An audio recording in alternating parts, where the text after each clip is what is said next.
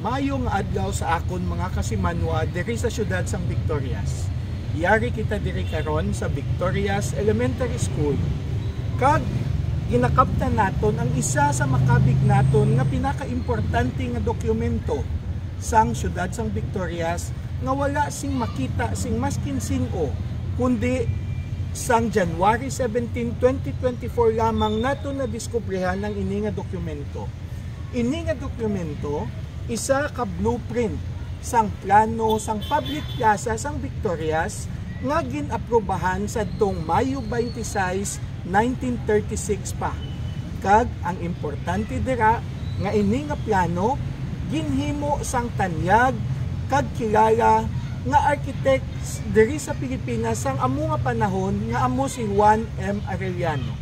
Si Juan Arellano amo ang nagtindog, ang nagdesign sang provincial capital sang Negros Occidental, sang provincial capital sang Cebu, sang provincial capital sang Misamis Occidental.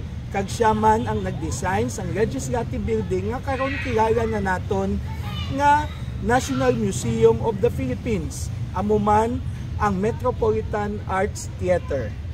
Kag diri sa Victorias hindi lamang isa kundi duwa ka disenyo ang ginhimo ni Juan Arellano. Ang aton nga City Hall nga nagatindog dira sa atubang kag ang public plaza sang 1934. Kabalo bala kamo nga ining PNB, ang Don Alejandro Acuña Yapiña, ining government center sakop pa sang plaza sang una nga panahon. Sa sini nga disenyo ni Juan Arellano nga may petsa Mayo 26, 1934, nagasaad nga amo ini ang Victorias Elementary School. Kag ang gabaldon dira sa primary building yara na nada sang una kag amo man ang sa intermediate building diri.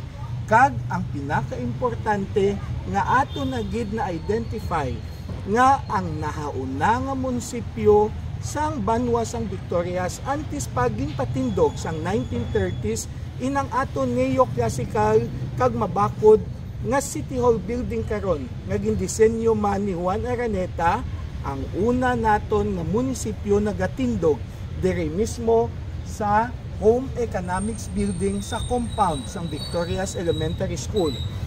Nasulat na din na drawing na di sa part sang Victorias Elementary School nga amo ini ang primary building, amo ni ang intermediate building kag ari ang old municipal building sang Victorias. Apang sang 1930s sa idayom sang administrasyon ni Mayor Felix L. Montinola Sr.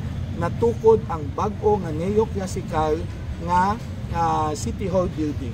Sa 1934 nga design, nabutang ang original nga site nga kuntani patindugan sang isa ka Davao type nga municipal building, amo ina ang karon ginatindugan sang Hall of Justice building diri sa aton nga likod sang munisipyo. Apang sang ila na pagtukod sang mga 1935 o 1936, ginidog na nila sa kundiin makit-an ang nasang-an sang Anay Calle Lucero nga karon nakilala na naton bilang Policarpo Ascalon Street, kag sang Calle Burgos nga karon kilala na naton nga Arnay Street. So amula na ang luyag na akong i-share sa inyo kag karon mismo i-turn over naton sa principal sang Victorias Elementary School sa okasyon sang oath-taking ceremony sa mga PTAs for 2024 ang gamay nga kopya sang sining importante nga dokumento sang syudad sang Victorias kung sa diin nagakip ang drawing sang Victorias Elementary School nga ginpetsahan pa sa tong Mayo 26, 1934 kag ginpermahan mismo ni Juan Arellano nga tanyag nga arkitekto sang hindi lamang Negros kundi bilog nga pungsod sang Pilipinas. Salamat gid, madamo gid nga salamat sa inyo tanan kag para sa ikahibalo sa mga Victoriasanon, ako si Konsehal Dino Acuña, ang paryente sang masa. Salamat.